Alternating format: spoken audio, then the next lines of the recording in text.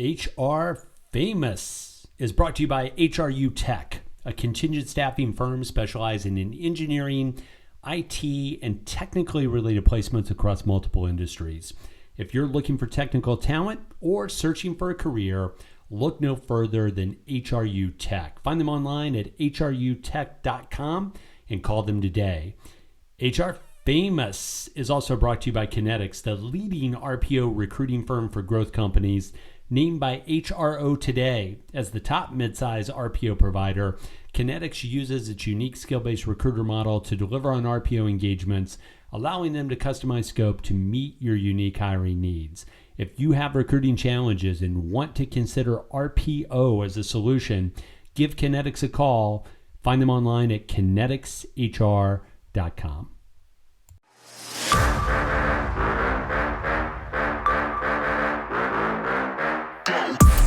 Hey HR Famous, it's Tim Sackett and I'm back with another edition of the podcast. This time a little bit different because you were obviously the folks were here last week, got to hear Katie leaving the mothership. Obviously, with the new being a big giant like executive SVP at Marriott, like Chariot.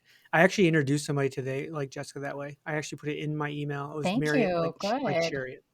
Okay. But with me, as always, is Jessica Lee, my friend and counterpart here at HR Famous. And we are introducing somebody new today that I'm really excited about. It's been a really long-term friend of mine and somebody that I've really grown fond of, and that's Madeline Laurano. Madeline, welcome to HR Famous. Welcome. Thank you, Tim. Thank you, Jessica. I'm excited to be here.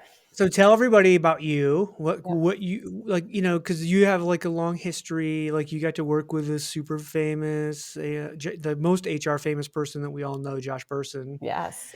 Is he the most famous? I think so. I would say we could argue, yeah. But it was funny because, a quick story then, this is how we do this, Madeline. We just jump in with all kinds of shit. Anyways, I'm talking with like a Gen Z HR influencer person like a few weeks ago. Is that a thing? There's Gen Z influencers in HR, which makes like this is crazy. Amazing. Okay, it's amazing. Amazing. Let's talk about it.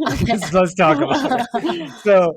So anyways, I was telling somebody and they actually asked a question. I'm like, oh, well, I'm part of the Josh Bersin Academy. And they're like, who? And I'm like, and I kind of chuckle. I'm like, no, like Josh Bersin. And they had, I've never heard of that person. And I was like, oh, poodle. Poodle. Did you see the LinkedIn post? This was maybe last year, maybe 2020, where it sort of went viral, but it was, it maybe was a Gen Zer, but I don't think she was an influencer, but she had a mug that somebody made for her with Josh's face on it. And she was so excited, like it was her Christmas gift in the office, that she just loved Josh. Wow. Yeah, I mean, that's HR famous. He sent her the mug. He was like, here, have this mug of my face. Tim sent it. Yeah, Jay, like it was, so the person that I was speaking with or whatever, like I said, like, oh my gosh, like no, when Josh goes to like Asia to speak at the HR Tech Asia, like there's literally security for him. Like there's people he has to wait in line, like people wait in line for an hour to take a picture with him. Like that's HR famous to me. Like that's totally crazy. Wow. I had no idea. I didn't know that. That's I thought only I got that treatment when I just showed up at the Fairfield. No one knows who I am, but I didn't realize. Okay, that's interesting. Wow. Yeah.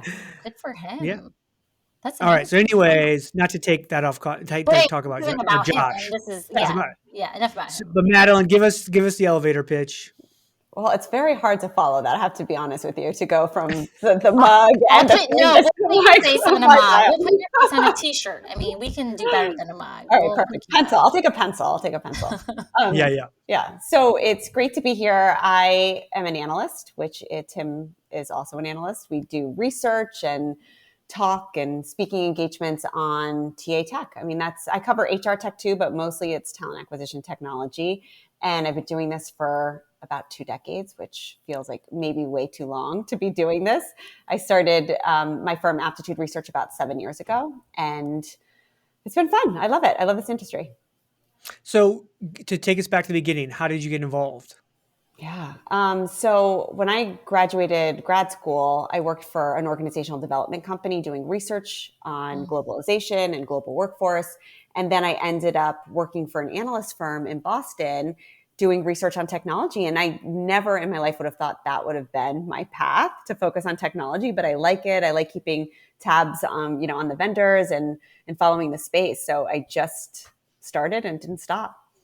Can I ask you both? Like, Yeah. I'm not so I'm in the trenches, a corporate person, and I kind of giggled inside at the title analyst, only because I'm like, wait, but I analyze things too. Like, can't I analyze things all day? But like, are there levels? Like, like I talk to people all day who are like, I want to be a senior manager. I want to be but I just thought about it. Like in the analyst space, is everyone called an analyst? Is it like democratic, or do you have differing levels? Do we have like super like senior analysts? Like there are levels. Yeah, definitely. yeah. At analyst firms, there are levels. Like you start as an associate, and then you become an analyst, and then a senior analyst, and then you kind of move up. And I think the difference, Tim, correct me if I'm wrong in your view, but there, like, it used to be like blogger versus analyst. Like that was the big debate in the space. It was like, I'm a blogger, I'm an analyst. Like I was an ugly stepchild for a lot of years, Jay. How did you make the transition?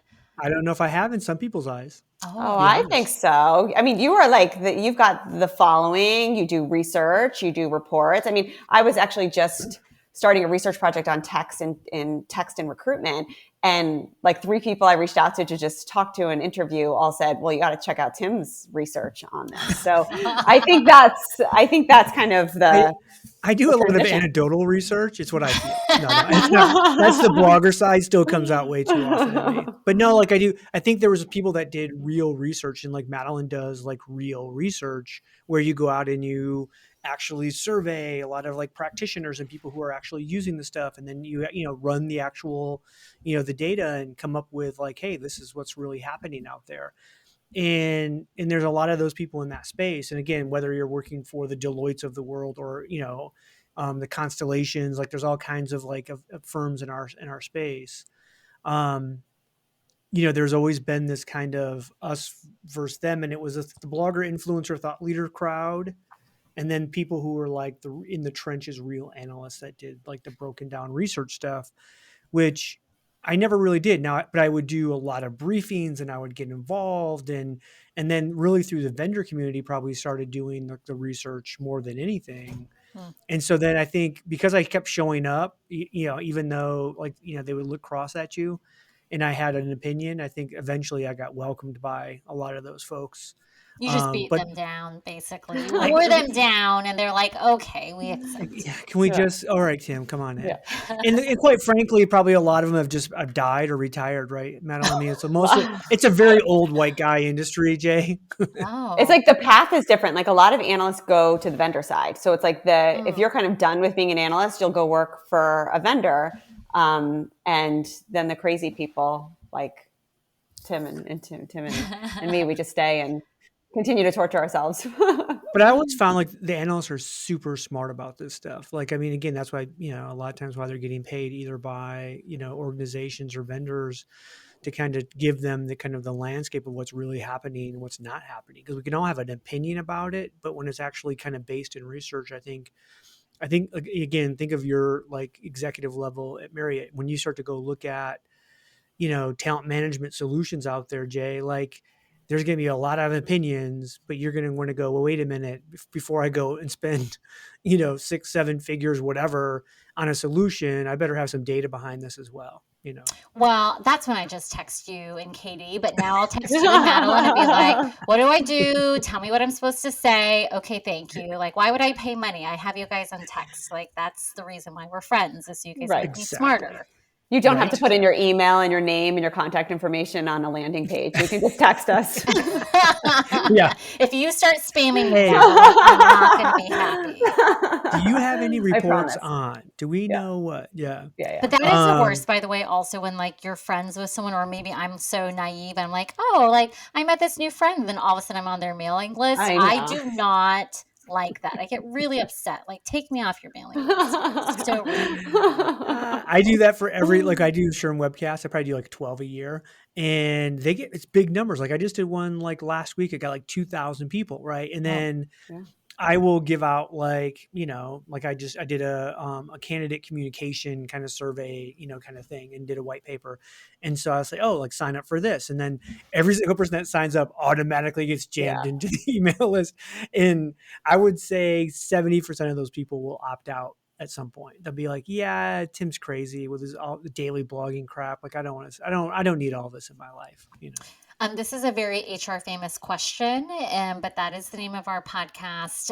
But do you guys ever look at who unsubscribes or opts out? Maybe I'm also asking because I'm wondering, do other people, are they like, oh, she's so rude, she doesn't even read my stuff anymore? Do you look at who unsubscribes? Well, I get an email. I use MailChimp, so I get an email every time somebody unsubscribes. So it's like an immediate like alert, hi. Yeah. And sometimes it's like, oh.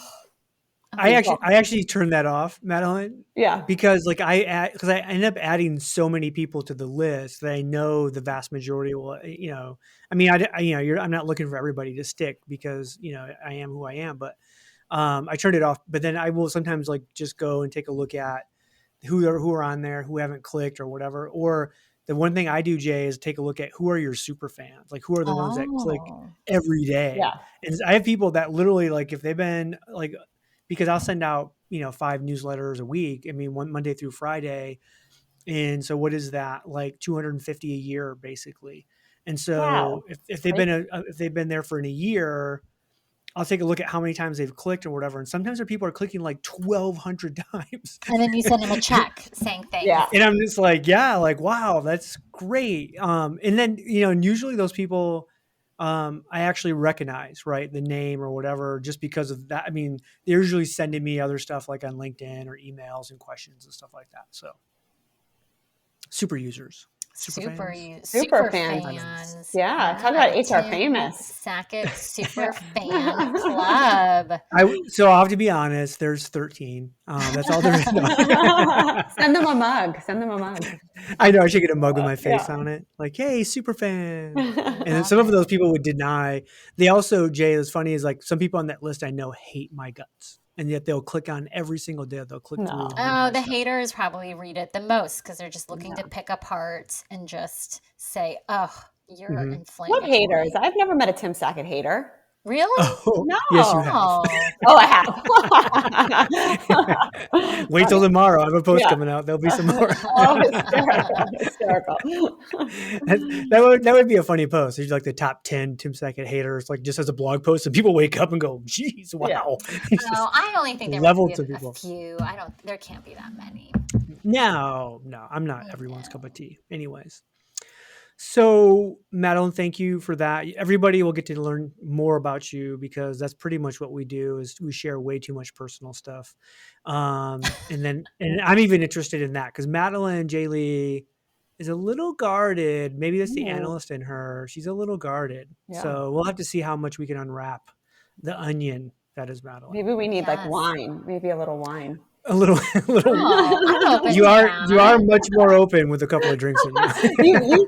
Tim, you've heard me after a few glasses. I can't wait. That should be a new thing, like on a start doing Thursday night pods with a bottle. Exactly. With a bottle of wine. I love it. It's hysterical. I love it. All right. So first segment, and really the only segment we're going to do today, because we've literally talked about this for more than a year. So Madeline, this is pod number 99. Next week will be 100. Wow. And so I think it was like pod 3 or 4 or 5 that we never launched, which is we call the period pod. The lost episode, which we are going to bring, and we're going to find it. It won't sound probably as well as the ones that have been recently because we have better equipment. Hi, everyone. This is Cameron Sackett, Tim's son and editor/producer of HR Famous. I'm just hopping in real quick to say that, unfortunately, this episode that my dad is referencing is actually lost. They were calling it the lost episode, but unfortunately that's its fate. So We're sorry that is not available to be listened to, but I hope you enjoy the rest of this episode. But long ago, we did a period pod. I thought, again, brilliant idea. Jessica said, hey, we need to normalize periods. Let's talk about this. And for whatever reason, we never put it out there. And maybe there's a little bit of one girl, two guys talking about periods didn't seem right. And so now we had Madeline in, and now we got two girls and one guy. And, I think we've all synced up, right? I think we've gotten to the point where synced up with their cycles. I love it. I'd love to say, Tim, you were like, come on the podcast this week. We'll talk. And then it was like, we'll talk in 20 minutes. We're going to talk about periods. We went to, are you going to sync up with our cycles, Madeline? If it's not right now, in due time, it was really, yes. Just trying to exactly. Talk about periods. Yeah. It's a profiling pod. We just want to make sure, like, you want to come in. Like, what can we get her to do to see what shade of red we can turn her? Yeah. But you know what? So the period pod, we'll release it if we can find it. But like the reason why I wanted to do the period pod was there was like this Dear Abby type thing. I think it was in the New York Times. And a guy wrote in and he said, I work with a lot of women and they're always talking about their periods and I'm a little uncomfortable by it. And like, can I ask them to stop? And so then it just opened up, I thought, a great dialogue of making Tim and Katie feel uncomfortable. Have they ever had to go to the store to go buy, tampons, pads, whatever? And so I loved it. It was a great episode. The sound is horrible. And then the other thing is it probably would have felt out of touch if we released it at some point during the pandemic, because it's not like we were in the nobody office, was at work, like having to, deal with that. So, yeah. Oh, I can't wait to hear it. I can't wait to hear Katie's take on all of this. He was kind of quiet. That's interesting. Okay. So it came up again this past week because there was within the HR kind of community, whether it's LinkedIn or Reddit or on social, all of a sudden this thing started getting shared around. And it's more of a, it was just kind of like a picture. I don't even know what you call it, like a marketing thing that someone sent around. A graphic. Mm-hmm. And it's Flipkart. And basically it was them announcing that starting March 1st of 2022, they're going to they're launching their period leave policy. And, to creating a supportive and equitable ecosystem where everyone can bring their best selves to work. And it hit Reddit. And so when I first found it, like I tried to find the original, graph or whatever, a chart, whatever we want to call this thing. And I'm like, this can't be real. It can't be real. I found it on Reddit. It has to be fake. Someone made this up. And so I started doing research and found, no, there was actually articles. It's based. So Flipkart is a company out of India, and they're allowing their female employees to take paid time off every month for their period, whether that could be up to 5 days. Now, logistically, and I'm going to launch this and let you guys talk because I don't have a period. But you PMS. I definitely have PMS. 12 months, 12 or 5 days. So that's basically 12 paid potential weeks off. This is not including their PTO that they get on top of this as well. So theoretically, they could have close to like 4 or 5 months off. Well, for sure 4 months, but like 5 to 6 months paid a year where they're not even showing up to work. No work is being done because they're getting paid either for period leave or for PTO from this standpoint. Jessica, I'll start with you. Look, how is this even realistic? What's your thought on this? Like, it's indescribable to me. Whether you're a payroll pro or an employee wanting to understand your paycheck better, we've got you covered. Tune into It's About Payroll for expert insights on payroll trends and compliance, or check out It's About Your Paycheck, the go-to podcast for employees looking to understand their pay and rights. 2 great shows, 2 great hosts. Listen now, brought to you by Work Defined, where payroll meets clarity. So, what my gut reaction is that it's fine. women are much more productive than men anyways. So I need to take 2 days off a month for my period.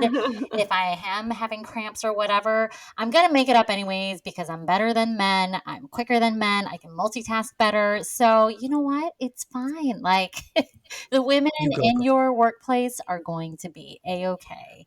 That was actually my first thought, like facetiously, but then actually now I'm like, you know what? Maybe that is the reality. I'm going to be better. But I do think it brings up some interesting things around, are women going to be treated differently? And also, like, if you make the parallel to, let's say, bereavement leave, like, that's always the old adage, like the whole issue of like, oh, you got to produce, what is it? An obituary, like some proof of a death, which has always made me uncomfortable. So for this, like, what are they going? Just the logistics of it are a little bit.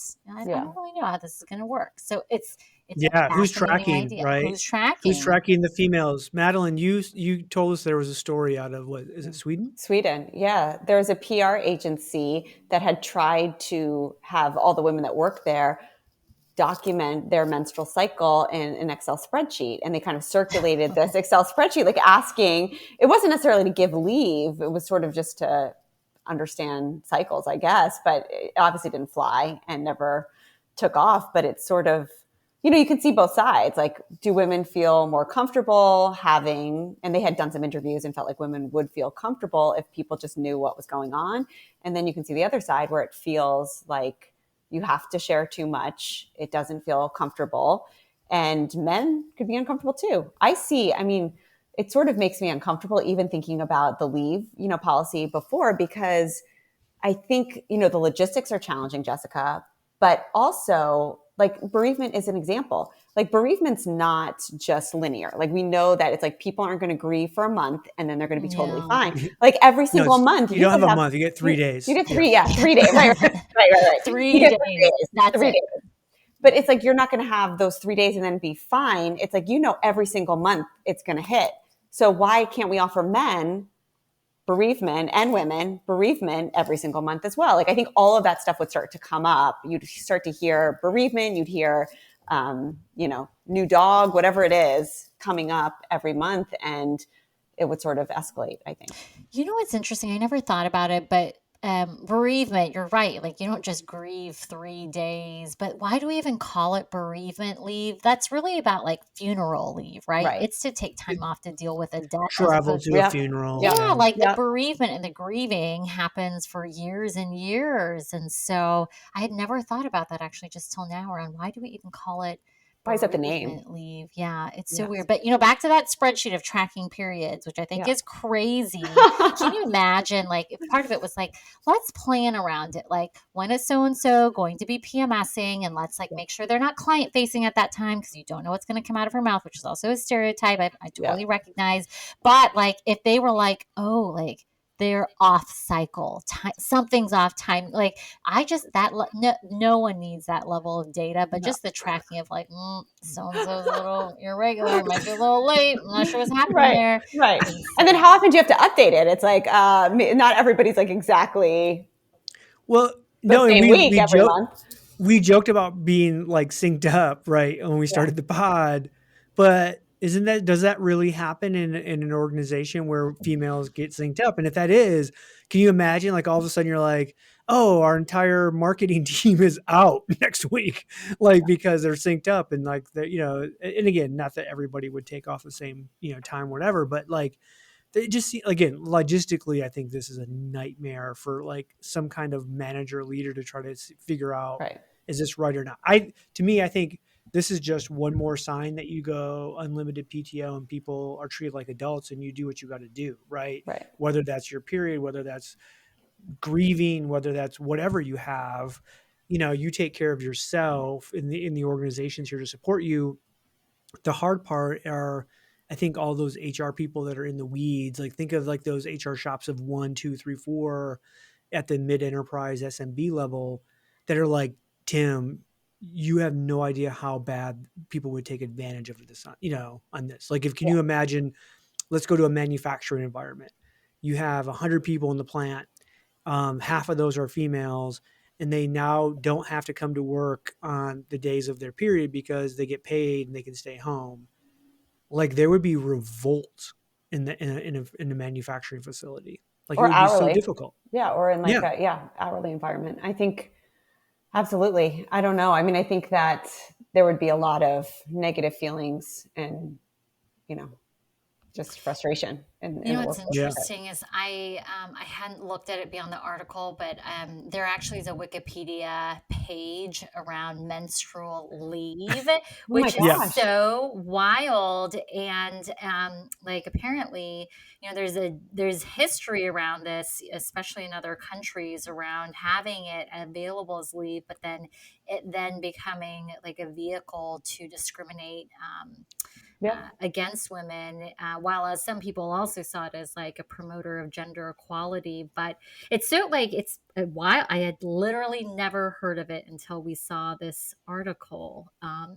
But there's a whole Wikipedia page. Who knew? It seems like most of this stuff is coming out of the U.S., which I think is kind of crazy and ironic because we don't usually, when we think of like taking care of employees. Well, I take that back. I would say like you think of the U.S., but and there's a lot of Scandinavian countries that have done amazing things in terms of taking care of their employees, but you don't think of like India, right? Of a place where it was like, oh, these are the best cultures to take care of their employees. Like they're literally, when you think of like call center sweatshops, you think of India and Mumbai and like people screaming and 1,000 people stuck in a like warehouse on a phone, nonstop. Like there's this kind of this, craziness of how they don't take care of their people in terms of equity or, proper pay and all this other stuff. And all of a sudden now you're like, oh, we're going to give people a period leave policy. Yeah. Madeline, what do you think about does a policy like this actually hold women back from promotion, from, those kinds of pieces? Like that's one of the main complaints or I think arguments about this, having a policy like this. Yeah. I mean, I think that certainly can happen at some companies. I sort of had the same reaction you did too, Tim, which is like, okay, we've sort of gone into this direction of let's give employees everything that sounds good, like period leave, paternity, whatever, all these certain areas that are sort of coming up. Paternity. Yeah, paternity. That. Oh, yeah, that's the next podcast, right? Paternity. But I need paternity. Yeah, paternity. I have a puppy. I'm totally like I'm vapors right now. Yeah, but it's like have we done this and then neglected sort of the basics of the employee experience, like childcare, bereavement, all of these areas that most companies do a terrible job at. And instead of just fixing these core elements or letting employees say, you know what, I need to go home today. I've done my work. I'm going to continue doing the rest at home. I'll come in early tomorrow. I'll figure it out, but I need to go home right now. Yeah. Treating them like adults. Yeah, and I think a lot of this conversation started with just simple paid family leave, right? The U.S. sucks at that. I mean, you have FMLA, but it's just 12 weeks to guarantee your job. It's no pay. Right. If you've been employed for a year. Right. Exactly. With all these caveats. Right? If you've been with all these employed for a year. caveats. Yep. Yeah. Whereas I think a lot of the rest of the world is, especially the developed world, is actually surpassing U.S. employers. And I think a lot of U.S. employers are really having to kind of think about, what does that look like? Is that 12 weeks? Is that 6 weeks? Is it 18 weeks? Is it whatever? I remember talking with my, Canadian HR friends that are like, oh, we get a year and like, it's like 60% paid or something. I mean, it's like an amazing kind of benefit, from the family dynamic standpoint. And again, it's hard because you could, from the employer side, you go, how are they paying for this? At the same time, it's when we take a look at U.S. corporations and a lot of the gigantic multi-billion-dollar, profits that they're announcing on a quarterly basis, you're like, maybe there is some money there, right? Yeah. I mean, I think too, like we did this research study last year, maybe the beginning of last year, to just ask employees like what they're able to talk about and what they're comfortable talking about at work. And just childcare as kind of one example, it was only 11% of employees that responded were comfortable talking about childcare at their work. And it makes sense. I mean, I've experienced that. I remember working in an office and being like, the last thing I would have said was that I need to go home to pick my son up from daycare. I would have rather said I was sick. I would have rather had a doctor's appointment. I didn't want to use the kids as an excuse. Hey, Josh, I have some explosive diarrhea. I gotta leave. Yeah. Why do you have to go there? I know. Wasn't because nobody questions that. No one. If you tell somebody like I got explosive diarrhea, they're like, go. Wow. No one questions. Just go. That's true. Yeah, you just gave everyone some tips out here listening to. Right? Wow. Yeah. Nobody ever questions. They're just like, oh my gosh, leave now. Yeah. Go. That's so sad. 11%. 11% that they're comfortable talking about that. And then, would women even feel comfortable saying, they're not comfortable talking about childcare? Are they going to be comfortable even with the period topic? They're probably not. I mean, kind of related. When and if Kristen, of course, he'll listens to this episode, he's gonna be like, "Oh my gosh, they brought out all the things to talk about, from explosive diarrhea to periods to the next thing I also wanted to bring up is, when I went back to work after having my kids, I pumped at work and I was leaking. Yes, I was not leaking, but that was a big deal for me, where I was trying to normalize for everyone. I'm going to come to a meeting late, or I'm going to leave a meeting early, and I will tell them I am going to pump. And part of it was also I wanted to set a really good example for my team, for other women, to let them feel okay by having to say, I got to go pump. If I don't pump, I'm not going to have explosive diarrhea, but I might have other things that are, may feel explosive. And so I remember I had a boss at that time where I was like, I put it on my calendar. It's blocked off. I want you to know when I'm going to pump. But I also would say hey, I'm about to go to the pumping room. If you need me, that's where I'll be. And I left a note once saying hey, I'm going to be in the pumping room. If you need me, just text me or something. And even that actually made other people comfortable. Why do you have to tell us where you are? We know. I'm because it's normal. I am a nursing mom and I'm going to do my business. And this is what a working mom's got to do. And totally, even this was only 5-7 years ago, right? Didn't feel even normalized then for some groups. And that's one of my other things I'm on a mission on is pumping in addition to periods, all of that. We're going to normalize it. I don't want to talk about explosive diarrhea though. We're never going to normalize that. I don't want to, my son would have so much fun with us talking about diarrhea and farts, but I refuse. I'm not going there. Yeah. I love the pumping story because if I worked with you, Jessica, that would have been such an inspiration for me. I mean, I worked in an office where I had to sneak my book bag in. There was no mother's lounge or whatever companies call it. There was in the bathroom in a stall. I did that, but there was a utility closet with no light. Completely pitch black. There were two other women. I mean, there were very few women that worked at this company. Most women don't work at analyst firms. And we had to share with a key that you had to get from the receptionist at the office. You had to get the key, and then you had to go in the dark closet with a flashlight. In a dark closet? In a dark closet with a flashlight. And there was a little refrigerator that I would keep open that had waters. And it was we're not supposed to take the waters. And I would take the waters. It was horrible. Horrible. There's so many bad stories like that. And I feel like things are getting better though. One of the things I'll take credit for, two of the things I'll take credit for related to being a pumping mom, because I just felt so strongly about normalizing it. One was I had our mother's lounge completely renovated, got a partnership in place with the pumping company Medela, because the quality, it was a stressful place to go. And I was this needs to be a calm, productive place where I feel welcome to go do my business. I had put together a whole pitch, but we revamped our headquarters pumping lounge. But then the other thing was when I had to start doing travel, I was how am I supposed to take my milk, bring it back? And it was one of the most stressful things. And so there's all these companies now, which are so awesome, that help with dry ice shipments, getting your milk sent back home in an easy manner. So you don't have to go through TSA, airport security with this is my liquid gold. But it wasn't approved as an expensible reimbursement. And I was I'm traveling for work. We're gonna expense, let people expense the shipping costs to send their milk back home. So I think we're coming a long way though. And hopefully there aren't a lot of women in the utility closet having to still do their business there. That's all. Too often, I think, the reason we don't pay for those expenses, or that these can become kind of, competitive kinds of things in nature, is because the guys are always going, well, I don't have anything like that. And then they try to equate it to something like the milk thing. They're well, when I'm on the road, what are you going to give me now to say? Like, you just shut up, Timmy. Like, what? You don't have to go. You don't have to go through this, right? Like, there's so much more extra like time and effort, for that person to have to do that.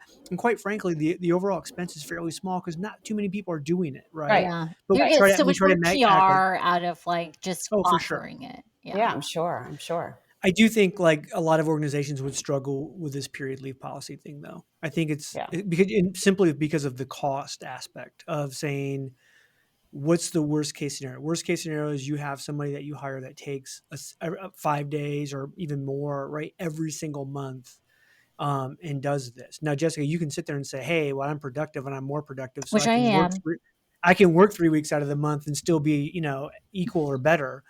That's not everybody. And I think organizations, like, that's what we struggle with, the outliers. We don't struggle with the people that treat it professionally. We struggle with, okay, we made this policy and now I have 3 people that are killing us with it. And then what do we do now? Kind of thing. And if you think about like flight risk and you think about people that hate their jobs, they hate their company, going to work is painful. You're offering this perk.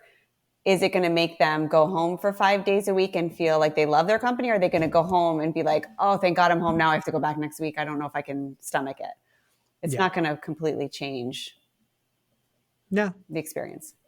So the hope would be you treat people like adults, have generous leave, let them take leave for why they need to, like a culture where like people don't feel penalized to bring up or take the time off.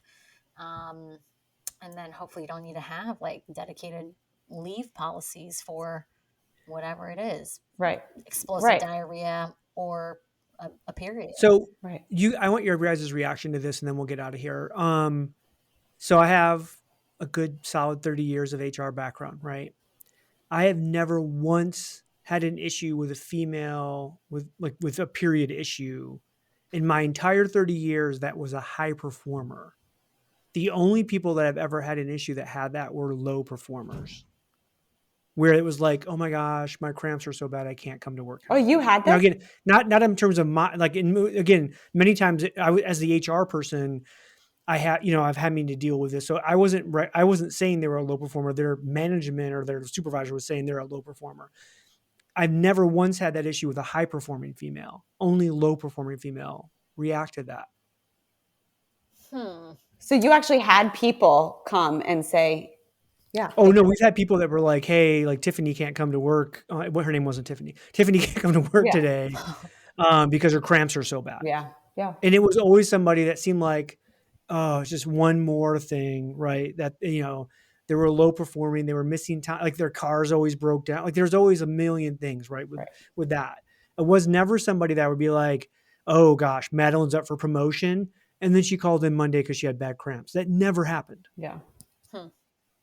Well, I mean, are people using that as an excuse? Who knows? But, I would imagine, though, you would treat it like any other medical situation, right? For sure. Like here's the goals, the priorities, the things that the production quotas or whatever it might be, and then manage against it. But I don't know. It's interesting that that's kind of a thing that you've experienced. I don't know that I've actually myself ever had someone bring that up as a thing.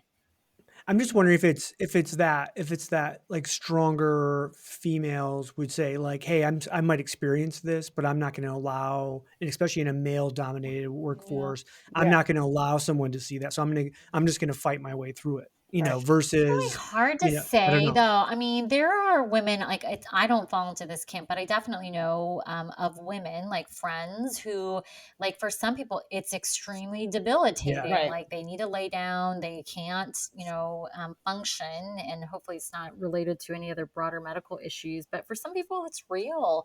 But your hope would be they've got good leave, good culture, can manage through it. But it's a real thing for some people. I will say that. And do we need an excuse? Like, do we need people to tell their company and their employer why they need to take time? Like, I have to leave this afternoon. Like, it's absolutely imperative that I leave. Do we need to? Maybe you're right. If we're treating them like adults, you wouldn't ask. Like, you'd say, okay, cool. Like, if you're getting your shit done, who cares, right? Do what you need to do. I'm not going to ask you. So, Okay, I sufficiently fumbled my way through that as the one dude talking about periods, and probably stuck my foot in the mouth way too often. But for HR Famous, that's what this is, and we're so excited and happy to have Madeline on. So for Madeline Laurano and Jessica Lee, I'm Tim Sackett, HR Famous, and we will see you guys next week.